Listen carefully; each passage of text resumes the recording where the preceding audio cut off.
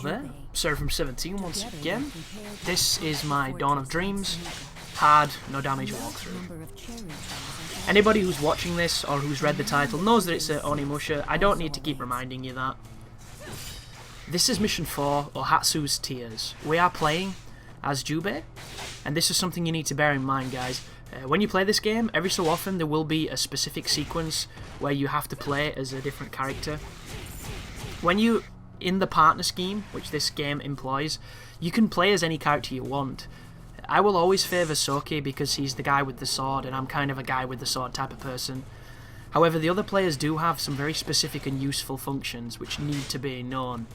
The problem comes from you have to upgrade them all separately, which is not a bad thing because it gives the game a lot of replay value, it gives the game a lot of, customization. But for the purpose of a walkthrough like this, I've not been doing any farming. I'm not even doing as many fights as I would be doing on a standard playthrough because the no damage criteria makes it that I don't really want to risk it because I have to replay quite a lot. And I mentioned in the previous video about how I love save states, but I'm using save states whenever the checkpoints are bad. I'm not using them on every single thing because my emulator actually can't handle too many of them, which I found out on the Berserk game, because it gets to a point where it doesn't save anymore and you're unable to do it, so it's best only to use it on sections where the checkpoint is frustrating. And for the most, this game has really good checkpoints. There's only a handful of moments where there's a cutscene, and even then you can skip it, but as soon as you realise you have the ability to put a checkpoint anywhere, it makes you super impatient with certain stuff.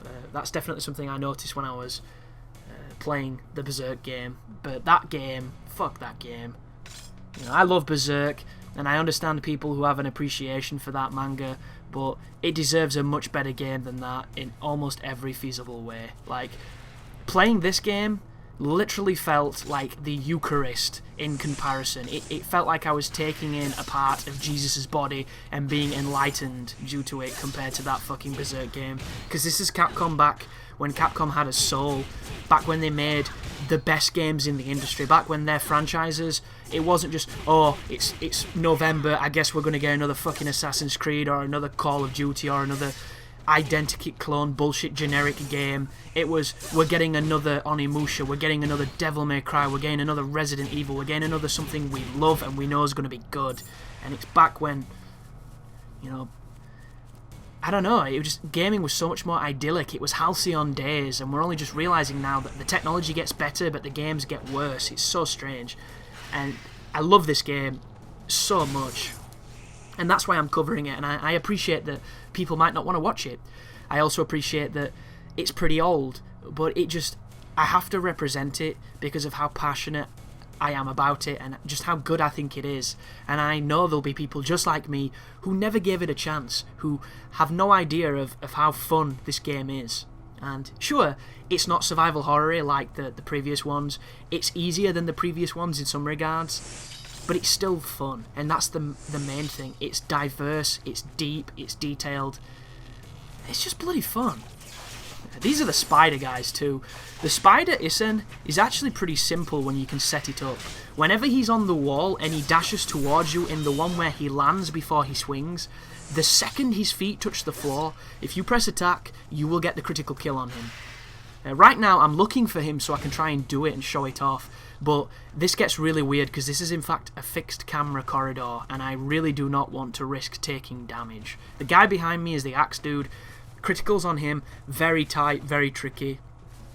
Still can be done, but still tough. And I do apologise if the commentary is a bit all over the place. There's so much to say about this game, and it makes commentating an utter joy because there's so much to say, so much to discuss, so much to explain. And like the last guide I did was Wolfenstein, and I loved that game, but the mechanics couldn't have been more simple. Like, oh, do you see that? That's something that happens quite a lot. It's really weird. I don't know what that is. It's like a little glitch. Here are the ninjas though. You'll notice that I didn't kill them with the critical. There's a few reasons for that. The first one is I don't have enough upgrades in my critical skills for it to be powerful enough with this weapon. The second one is this weapon. So Onimusha features an RPG-like structure when it's weapons. You will get weapons, all different kinds of ones, some powerful, some not so powerful, some situational, some not situational. Watch this! I missed the other dude. Oh no, this is the wrong part. Anyhow, there's a moment where one of these monsters disappears and turns into orbs for no real reason, and I didn't know why. But the weapons, sorry. The weapons, any weapon can be semi-decent if you invest in it. To invest in it, you have to use red souls. Red souls are the bar at the bottom right. Whenever I kill things, they release souls. Those souls go towards the currency for upgrades. Every weapon has 10 levels of upgrades. On that upgrade path, they have passive abilities that they give to said weapon to make it better. For instance, the weapon I'm using now has 33 attack, I believe, or maybe it's 20, 22, something like that. Oh, look at that, we just got another sword. And each of them has a different element, each of them has a different combo. This is 22, the next one is 30. However, this will only be a 3-hitter, because you can tell by the image that this is a much slower, but much more powerful sword. There you go. Level 1, 3, and 5 were its abilities when you upgrade them that give you more things. It's a very detailed game with stuff like this compared to, you know, your fucking Dynasty Warriors and all that trash. Also, there's your rings and your equipment, but I'm not going to be playing too much emphasis on the rings. The rings are up to you to put what you want. I generally just give me the stuff that gives me more attack. But how the game works is, if you invest in a weapon, it will become stronger and it will make the game easier. There are certain weapons that make certain parts of this game so much easier than they will be, and if your weapon is not up to the job, it's going to make a game that can be challenging already even more difficult. And I personally really hate these big weapons. Any weapon that swings slow, I'm not a fan of. This has big swings and big recoveries, and you might be thinking, why are you using it? I'm using it for the criticals. The criticals are the same speed regardless of the weapon you use, and this has 30 attack, which is 8 more attack than the weapon I was just using. So it is the... look at it, look how slow it swings. So this is the most damage I can give without, you know, committing to any of the weapons. I've not upgraded any weapons, and I will not do so until I get a sword called the Cutting Wind, which is one of my favourite weapons on the game. However, it's an early game weapon, and it's not going to benefit us later on. But the weapons are an interesting thing, and this also correlates with your friends.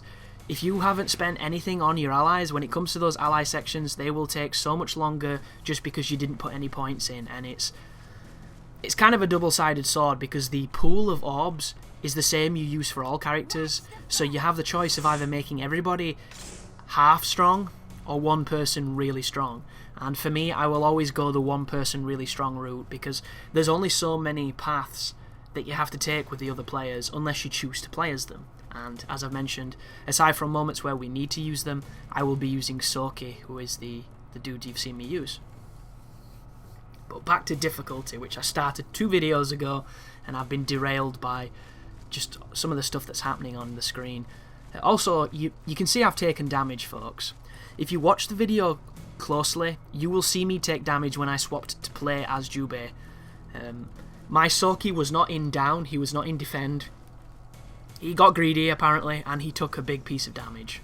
So, for the sticklers, which I always attract on my videos, who will go, oh, you took damage.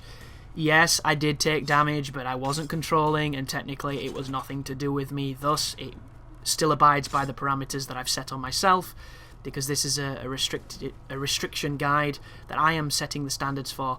There's no ubiquitous rules. I'm making this up, guys. You do not have to do this. If you want to do this, I recommend it. I'm having a lot of fun. But back to difficulty, back to explaining why this is the way it is. So there are 3 difficulties on this game, excluding easy.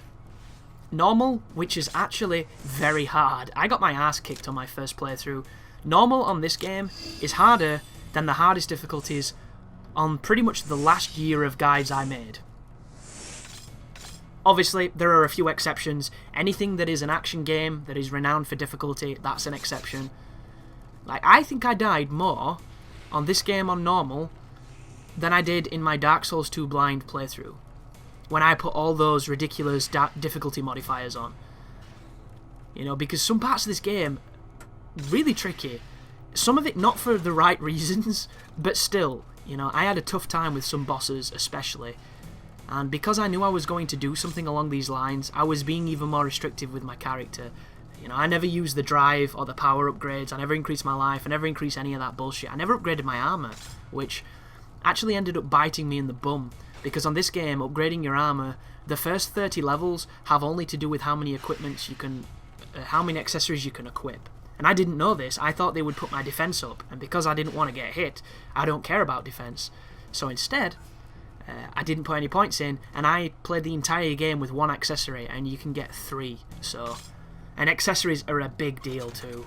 You really, really want 3. And what I'm doing here, which you're actually not seeing, is when I upgrade my weapon, I'm also going to upgrade my accessories. I'm going to get my armor to level 30, and then I will never touch it again because I don't need to. But difficulty, Jesus, I can't help it. There's too much awesome. Normal mode is hard. It's a tough, challenging difficulty. Hard mode feels almost identical to normal mode because normal mode was so damn challenging. So I don't really know what's different except for you seem to take more damage. There's probably a whole bunch of modifiers, but I challenge you to find them on the internet because I've tried. I've looked all over GameFAQs, I've looked all over the boards on GameFAQs, I've looked all over threads on Dawn of Dreams. I cannot find anything specifically that highlights the differences in difficulty. The only thing anyone talks about is Oni difficulty and Ultra Oni difficulty, which is the Japanese Oni difficulty, so it doesn't actually exist on any console outside of Japan. Which, they do this a lot, so I don't understand why everyone's so infatuated with that. But, what is Oni difficulty? Right. Oni is normal difficulty for the game. You die in 2 hits. I have no idea how this correlates in the main game, because I've watched a ton of footage of people playing on Oni, and they've took more than 2 hits, so I don't know if they were lying about the difficulty, or if the difficulty has some kind of wiggle room. But essentially, the first hit that they strike you with puts you down to no life in your bar. The second hit kills you. That's the rules of it.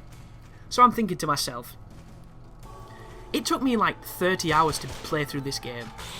It'll take me maybe 10 to beat it again, and then I can finally start recording it. But that guide will be on normal, and there's a hard difficulty. So the only thing that makes it even remotely challenging is the fact that you die in 2 hits. It's still on normal, but you die in 2 hits. So I thought to myself, I can save that 10 hours and get straight to recording if I play on hard and I take no damage. Because that way, nobody can say, oh, on Oni mode you would have died. Because I'm not getting touched. And if I don't get touched, boom. You know, it makes it work. And not only that, but it's on the preset of hard difficulty, which, by its sheer definition, means it's tougher, doesn't it? Isn't that how it works? I like to think that's how it works. So I get the best of both worlds, and I get to save myself some time. Because this is a pretty long game. Admittedly, I was doing a lot of extra stuff, and I was watching cutscenes and listening to dialogue. And I think I've done the first 11 chapters out of 17 in about 4 hours. So the game is much shorter when you skip that stuff. But even so, it's time that I can't afford to be giving to a game that probably is not even going to get 1,000 views per video, which is really sad, but you know, it's just how it works. On the boss that I just spoke over, she's only tricky because she can shoot you immediately after she recovers from stun. Also, if you hit the trees, you will rebound and she will shoot you every single time. It's not a very fun fight, so I recommend using magic to chain criticals to kill her quickly. Some of the fights in this game could have been removed because they just don't make any sense, and that is one of them. You know, there are so many ways they could have made that more enjoyable than it is, and they just chose not to. And the most egregious part of Dawn of Dreams is they reuse boss assets, and oftentimes it's some of the worst bosses in the game. So it's a little sad that they do that, but as I've mentioned, a lot of those will be sped up because they take forever, and that could be alleviated by me upgrading my weapons, but that involves doing a lot of farming off screen, and I would prefer the guide to stand on its own legs without farming being necessary, because it's kind of a standard I've always adhered to. I never really farm unless there's something really specific, and I explain it when I do. So thank you for watching anyhow, thank you for listening, and as always, you take care.